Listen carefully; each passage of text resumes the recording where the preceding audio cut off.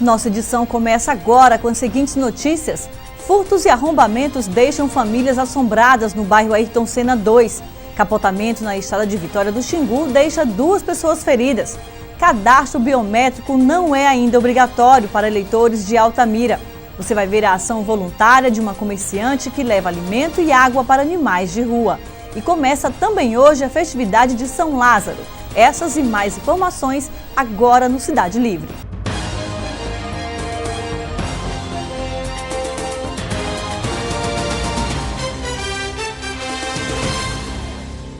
Boa tarde.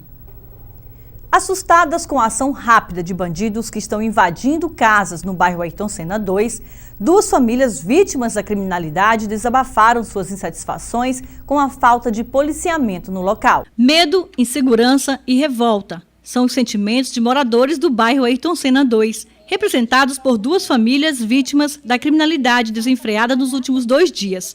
Esta dona de casa, que não vai ser identificada por medo, teve a casa invadida por um bandido, que levou tudo que encontrou na casa, minutos depois que a família saiu.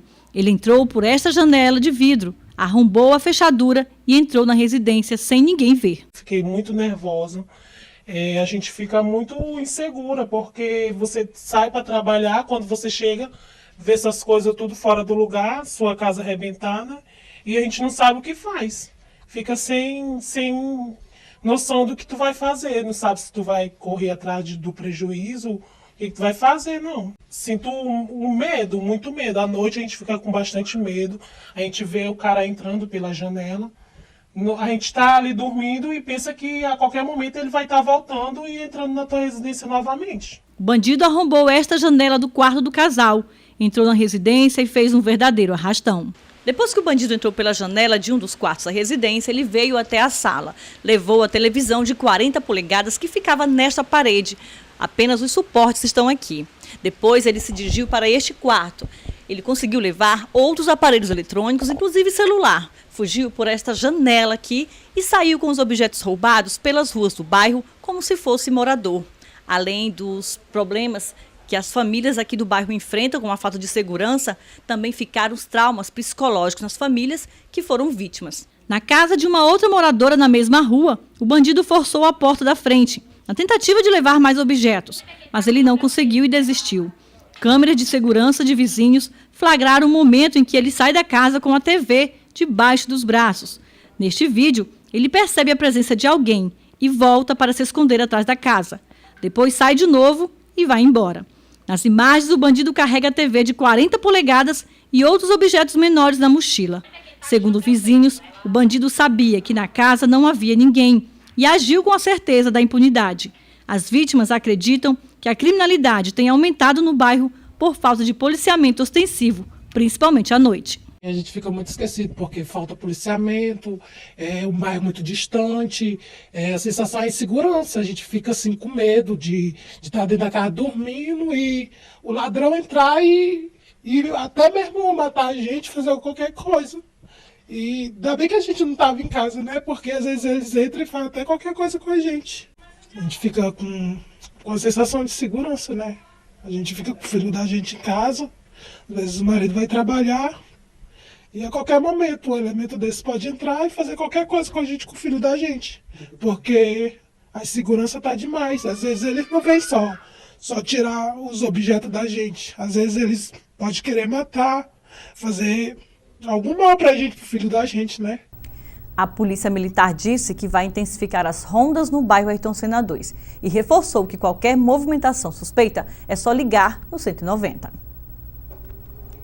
Uma família que seguia viagem para Napu passou por um enorme susto. O motorista que conduzia o veículo perdeu o controle da direção e por pouco não aconteceu uma tragédia. Pelas imagens é possível ver a gravidade do acidente. Nessa foto, a lataria do carro aparece toda retorcida e uma parte dela acabou sendo arrancada. O acidente aconteceu por volta das 10 horas da manhã. O motorista perdeu o controle da direção logo após a travessia da balsa de Belo Monte. Sem controlar o carro, ele acabou se chocando com a proteção de uma ponte e, por pouco, não caiu de uma altura de quase 5 metros. No mapa é possível ver com clareza o local onde tudo aconteceu. A ponte, que fica na BR-230, está localizada sobre um rio a poucos metros da bifurcação para a PA-167. Nesse outro mapa, que mostra a imagem um pouco mais de perto, dá para ver que antes e depois da ponte não há asfalto. A estrada é de barro e também de muita areia, o que pode explicar, em parte, o acidente. Dentro do carro estavam um motorista e mais 4 passageiros. No choque, eles acabaram se machucando com gravidade e foram socorridos por motoristas que passavam pelo local. Uma ambulância foi acionada e as vítimas levadas para um hospital em Anapu. O carro ficou destruído e pedaços da lataria se espalharam pela pista. Apesar da gravidade, todos os passageiros foram avaliados e não correm risco de morte. O carro foi guinchado do local por uma empresa particular. E outro acidente foi registrado por socorristas do SAMU na madrugada de hoje. 2 pessoas ficaram feridas durante um capotamento na estrada de Vitória do Xingu. O acidente foi na altura do quilômetro 10, sentido Vitória do Xingu. Segundo informações de populares, o motorista do carro de passeio teria perdido o controle do veículo, onde estavam 2 pessoas que teriam ficado presas às ferragens. O corpo de bombeiros foi chamado e as vítimas encaminhadas para o hospital. O veículo que ficou destruído foi retirado do local por um guincho. A partir de hoje, o Cidade Livre vai exibir uma vez por semana uma reportagem de destaque sobre um determinado assunto que chamou a atenção da população. Hoje falaremos sobre a violência contra a mulher, assunto que deixou a população e autoridades preocupadas nos últimos dias. Nosso convidado de hoje é o delegado Godofredo Borges, diretor da Delegacia de Altamira, que esclareceu sobre os crimes mais recentes de grande repercussão e também falou do andamento das investigações.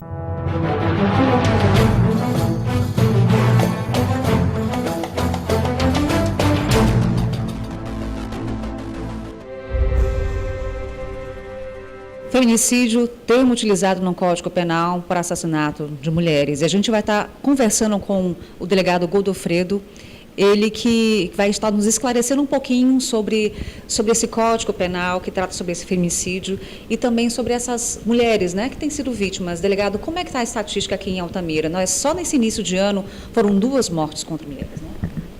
Infelizmente, né, já iniciado o ano de 2018, e nós tivemos 2 crimes contra mulheres graves. É bom que se diga, né, que a lei, o feminicídio, a lei 13.104, vai fazer 3 anos, né, e ela agrava bastante a pena, ela qualifica de forma mais grave na condição de mulher.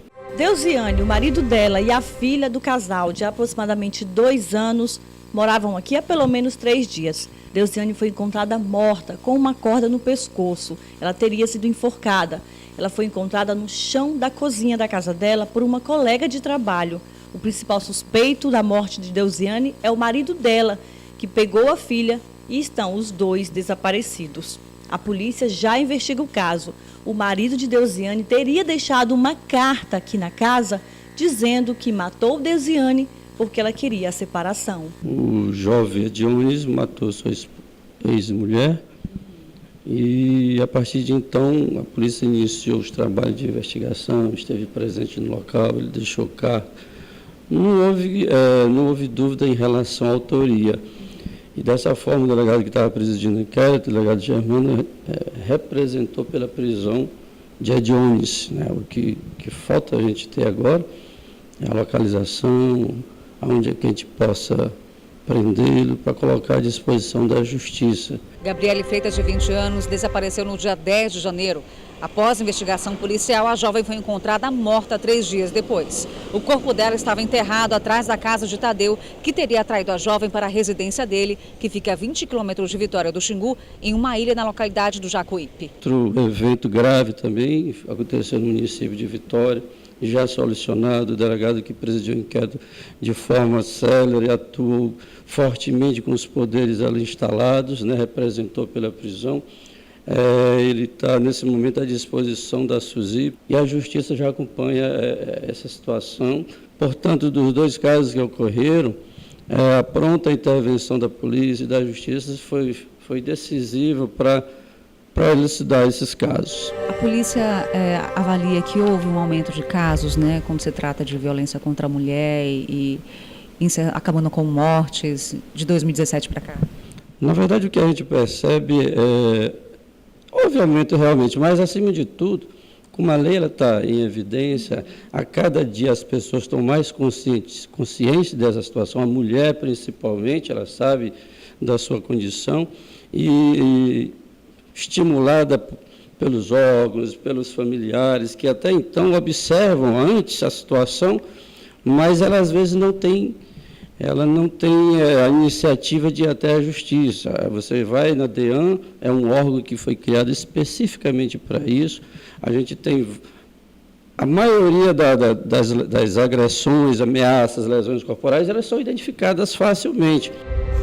O processo que a gente vem lutando, a superintendência já vem cobrando dos nossos órgãos de direção superiores, porque a carência de pessoal faz com que a gente não dê uma atenção merecida, né? A gente tem a DEAN, mas ela só é disponibilizada no expediente, né? Aos finais de semana e feriados, todos os problemas relacionados à violência doméstica, a mulher tendo uma vítima de agressão ou até do estupro, esses problemas são direcionados à seccional, onde elas serão recebidas pelo plantão, pelo escrivão, pelos investigadores, pelo delegado principalmente. Não há dúvida, a denúncia é a melhor resposta que ela pode fazer. Muitos casos têm ocorrido, às vezes, pela ausência da denúncia, né? Você denunciando, levando ao conhecimento dos órgãos e, de fato, manifestando interesse em prosseguir, você vai ter uma resposta. Às vezes, ela faz a ocorrência e depois ela não prossegue também. Como é um crime ainda de pouca ameaça, ainda que pouca, ela não acredita, né? E aí ela tem que levar a cabo, ela tem que ir na delegacia, ela tem que cobrar da delegacia da mulher, ela tem que cobrar diligência, medidas protetivas estão asseguradas a ela, de forma que, aparecendo em uma das delegacias, quer na seccional, quer na DEAN, a resposta será dada. A seguir, cadastro biométrico não é ainda obrigatório para Altamira. Você vai ver o recolhimento de pneus nas borracharias para prevenir doenças. Comerciante instala comedouro e bebedouro externos para alimentar cães de rua. E hoje tem mais flagrantes na cidade. A Secretaria de Saúde, em parceria com estabelecimentos da cidade, iniciou o recolhimento de pneus velhos nas borracharias, guardados e descartados de forma inadequada. O trabalho é para evitar doenças transmitidas pelo mosquito Aedes aegypti. O objetivo da iniciativa é reduzir possíveis focos do mosquito Aedes aegypti nos pneus, que, quando expostos, podem acumular água parada e favorecer a proliferação do vetor da dengue, zika e chikungunya. Os pneus recolhidos com o apoio da CEOV vão para empresas de reciclagem ou para destinação adequada. O inverno amazônico está entrando em pleno vigor, né? E nessa época é a época que os criadouros do mosquito começam a acumular água e, consequentemente, aumenta a infestação do mosquito em toda a cidade.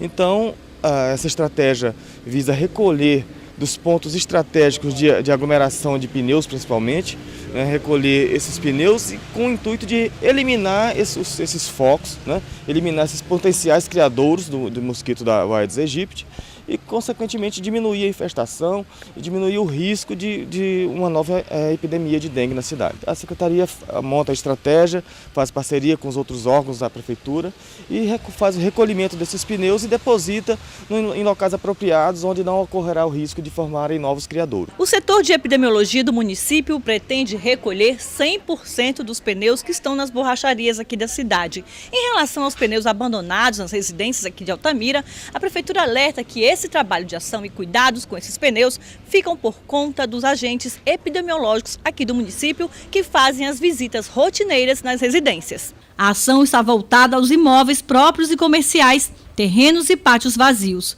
Isso porque a indústria já é obrigada por lei a recolher e reciclar seus produtos após a vida útil. E segundo dados de 2015, essa reciclagem atingiu 93,7% da meta estabelecida pelo Conselho Nacional do Meio Ambiente.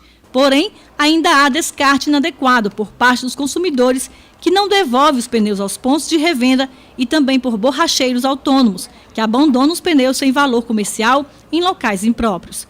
A ação, que pretende eliminar o mosquito da dengue, iniciou ontem e, de acordo com o coordenador de saúde do município, apesar da chegada do inverno e de 55 casos confirmados no ano passado, o momento não é de preocupação com a doença. A dengue hoje no município, de maneira geral, está controlada. A preocupação realmente é com outras doenças, como a zika e o chikungunya, né, que são ocasionadas pelo mesmo vetor, né, pelo Aedes aegypti. Então, a gente eliminando os criadouros desse mosquito, a gente combate a dengue, zika, chikungunya, né, e com certeza promove o bem-estar da população altamirense. Mesmo não sendo ainda obrigatório para eleitores de Altamira o sistema biométrico, eleitores estão indo em busca de se cadastrarem no novo sistema de votação. A movimentação aqui no cartório eleitoral de Altamira é intensa. Nos últimos dias, muitas pessoas estão procurando aqui o cartório para realizar o cadastro biométrico, que não é obrigatório para os eleitores de Altamira nessas eleições deste ano 2018. A biometria só é obrigatório para os eleitores da cidade de Brasil Novo e de Vitória do Xingu, que devem procurar os cartórios eleitorais de suas cidades ou realizar aqui mesmo no cartório de Altamira a biometria até o dia 9 de maio deste ano, que é o prazo final para o cadastro da biometria para os eleitores de Brasil Novo e Vitória do Xingu. Já os eleitores de Altamira terão cadastro até dia 9 para ser realizado. Depois disso, o sistema do cartório eleitoral vai dar uma parada e depois das eleições, o cadastro volta a ser realizado aqui no cartório de Altamira. Ou seja, em novembro, o cadastro retorna no sistema para as pessoas que não conseguiram fazer o cadastro biométrico aqui em Altamira, que este ano não terá a obrigatoriedade de votar na biometria. Lembrando que até o momento mais de 400 eleitores já realizaram o cadastro biométrico e este ano de 2018 já vão poder votar usando aí essa nova modalidade. Só lembrando que para os eleitores de Altamira a modalidade da biometria ainda não é obrigatória. A Justiça Eleitoral, na verdade o Tribunal Regional Eleitoral, quer que todos os eleitores do país estejam cadastrados na biometria até 2020. Um projeto solidário feito por uma comerciante do mercado municipal está encantando os altamirenses apaixonados por animais. Sozinha, ela criou um mecanismo que permite que a ração e a água limpa sejam deixados diariamente para alimentar e hidratar cães e gatos abandonados na rua. O amarelão vai ficar famoso. E ficou mesmo. O amarelão é o nosso garoto propaganda e é ele que vai divulgar uma ideia solidária que vem garantindo alimento para bichinhos abandonados na área do mercado municipal. Ele chega todo tímido, meio envergonhado e até dá uma de difícil. Mas aí, basta uma olhadinha na ração e pronto. Lá está ele se deliciando, para a alegria de todos. Em um mundo onde as pessoas estão cada vez mais individualistas e longe, distantes uma das outras, ainda é possível encontrar boas ações como esta aqui. Um cantinho feito para animais de rua, que passam o dia vagando, com fome e com frio. Pelo menos aqui nesse cantinho, eles podem encontrar comida de qualidade e água limpinha. A ideia é da comerciante Madiene. Ela tem um ponto comercial no mercado há muitos anos e conta que sempre viu cães e gatos serem deixados no local. Sem ter o que comer, eles acabavam revirando o lixo, o que cortava o coração da jovem. Foi aí que ela resolveu tomar uma iniciativa. Eu sempre vejo que aqui no mercado tem muito cachorro abandonado e eles sempre vinham beber água e eles bebiam água na vala, né? E aí é sujo a vala. Aí eu comecei a colocar o balde com água e outro balde com ração. Só que à noite eu deixava para eles comerem, né, à noite. Quando eu chegava no outro dia, o balde tinha sumido. Tinham roubado? Tinha roubado. Nisso, foram 5 baldes roubando. Mas eu sempre colocava. E aí começou o tempo de chuva, aí começou a molhar a ração, começou a desperdiçar. E aí eu pensei, né, eu tenho que achar um jeito mais fácil para me colocar. E eu comecei a pesquisar na internet. Aí eu pesquisei e aí eu vi essa ideia, né, de algumas cidades que já tem, né? Alguns pet shop que põe na frente, que já adere a essa ideia. Então isso eu fiz. Aí eu comprei o material, meu irmão me ajudou, montou direitinho para mim, veio, instalou aqui e tá dando super certo. A julgar pela alegria do amarelão, a ideia está super aprovada e não custou muito, quase nada para ser implementada. Toda hora chega um aqui, come, bebe água, é bem legal assim. Agora sim, a gente sabe que foi uma boa ação, você fez de coração, mas teve um custo, né? É alto, dá para qualquer outra pessoa fazer? Como é que é? Olha, eu gastei R$100 em material, né? Para comprar os canos, tudinho, né? O meu irmão não cobrou nada, né? Ele fez tudo para mim certinho. E é nesse valor de R$100, 90 a R$100. Dá para fazer, né? Dá para fazer, e se quiser o meu irmão monta direitinho, só trazer o material aqui que ele faz e monta onde a pessoa quiser, que a gente é apaixonado por animal. Quem trabalha no mercado elogia a boa ação e pede por mais atitudes como essa. Eu achei muito bonito o que ela faz, se todo mundo fosse como ela, fizesse por isso para os animais, né? Cuidar de bichinho que não tem nem dono, né? Às vezes tem muito... Às vezes mesmo, eu só crio um animal quando eu posso. Porque para criar, para deixar no meio da rua... Não pode. Não poder criar, né? Ficar abandonar o bichinho. É igual o ser humano, quando abandona a gente, mano. Aí tem gente que ainda acolhe a gente ainda, né? Por isso, se todo mundo fizesse só que ela faz essas coisas aí, O mundo seria bem melhor. é melhor. E por falar em um mundo melhor, vocês lembram do nosso garoto propaganda, o Amarelão? Pois é, ele também é resultado de uma boa ação. Ele foi abandonado, deixado com fome e doente no mercado, mas hoje está todo maroto, graças à solidariedade de uma amiga da Madiene, que também trabalha no mercado. Você que é dona do Amarelão, né? Sou eu. Agora ele tá famoso. É. O que você achou dessa ideia dela? Ah, é maravilhosa, né? Eu tinha vontade de fazer, mas o pessoal aqui não é muito adepto dessas coisas, né? Mas Tem quem não gosta, mas vale a pena, né? a gente insiste, né? Uma hora dessa as pessoas se conscientizam. Boas ações geram boas ações. E em apenas uma tarde, encontramos duas, em um espaço pequeno e acolhedor. Tchau, Amarelão!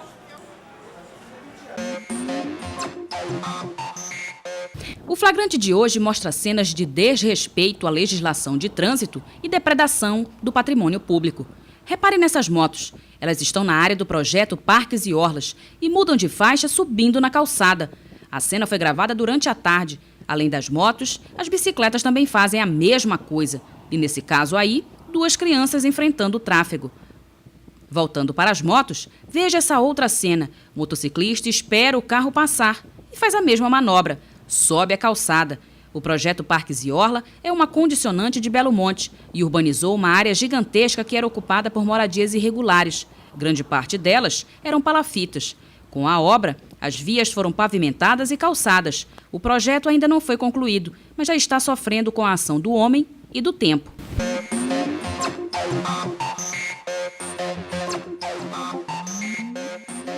Você vai ver a seguir, Encontro Nacional de Agroecologia reúne caravanas aqui da região. Começa também hoje a festividade de São Lázaro e a agenda da igreja deste final de semana.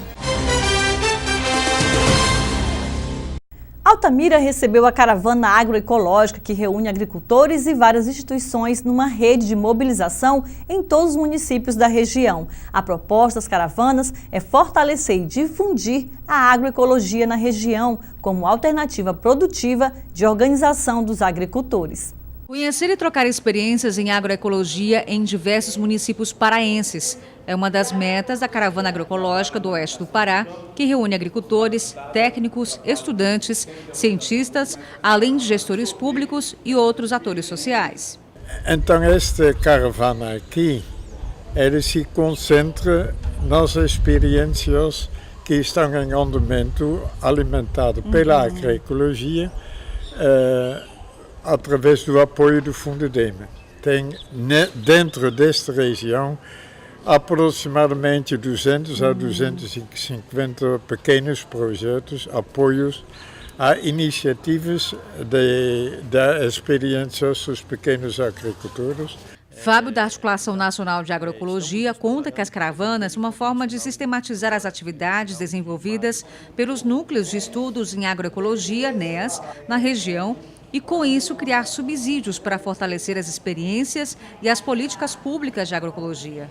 E a agroecologia, ela promove isso, ela traz a possibilidade de você conviver pacificamente com sistemas de produção baseados no extrativismo, com a floresta. Então, a agroecologia, ela é, na verdade, não uma promessa, ela é uma realidade na Amazônia há muito tempo, né? Desde os povos indígenas, passando pelos ribeirinhos, quilombolas, populações tradicionais, que oferta, né, a toda a população, tanto do campo como da cidade, uma forma saudável, uma forma sustentável de produção, com alimentos que possam trazer saúde. Ele conta ainda que os NEAS são grupos que reúnem pesquisa, ensino e extensão, aproximando o saber científico e as experiências tradicionais, estimulando a pesquisa e as práticas de organização, produção e transição agroecológica. Hoje a agroecologia já provou, né, dados oficiais, que consegue sim alimentar o mundo, né?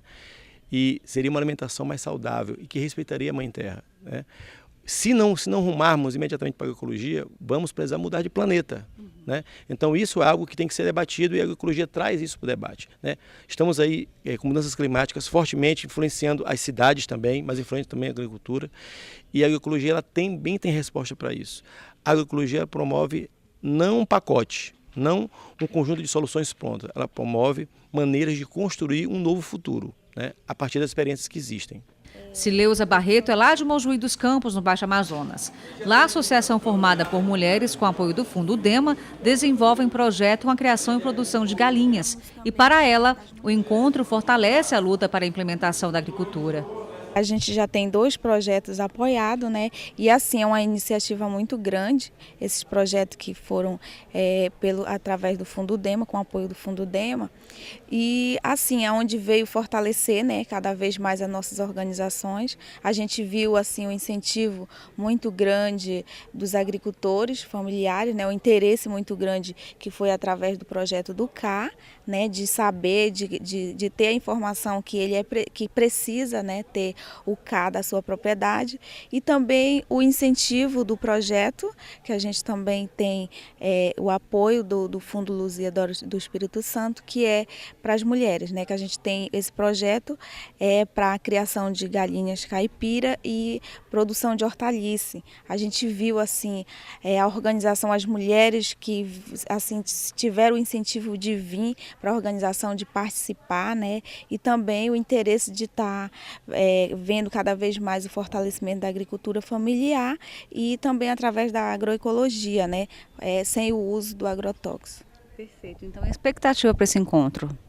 Assim, é uma expectativa muito grande de cada vez mais, né, nos fortalecer nas nossas organizações, até porque a gente cada vez mais a gente nos fortalece vendo a experiência, né, de ter a luta das outras companheiras, dos outros municípios, e também de levar para o nosso município essas experiências, né, tanto passar o que a gente já trabalha, como levar lá para os nossos companheiros a experiência de cada um dos companheiros daqui dos outros municípios. Estamos nos preparando para fazer um grande encontro nacional agora no final de maio, né, de 2018, no começo de 31 de maio a 3 de junho.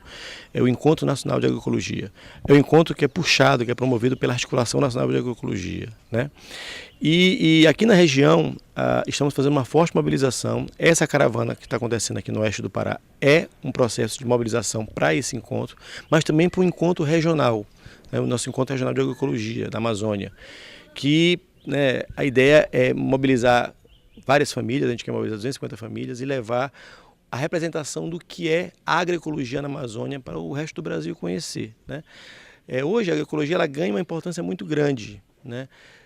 Todo mundo está querendo alimentação saudável, todo mundo está querendo um modo de vida que tenha mais saúde, que traga mais poder de resiliência para suas propriedades, para o ser humano também. De hoje até o dia 11 de fevereiro vai ser de festa e oração na comunidade São Lázaro, que celebra seu padroeiro. A repórter Juscelia Mota foi saber mais da festividade. Boa tarde, Glice. A comunidade aqui do bairro Independente 2 está em festa, eles estão celebrando seu padroeiro e hoje já tem programação especial e a gente vai estar conversando agora com o Elvis Azevedo, que é aqui da comunidade e vai contar pra gente os detalhes dessa programação. Elvis, conta pra gente, hoje já acontece uma missa especial de abertura dessa festividade, não é isso? Exatamente. Hoje começa com a missa de abertura, né, logo mais às 19h30, com o nosso querido pároco Padre Fritz, né, no qual a gente vai estar iniciando todo esse festejo, né, em honra ao nosso padroeiro São Lázaro, né, para confraternizar com a família, né, um momento de oração, né, de reflexão.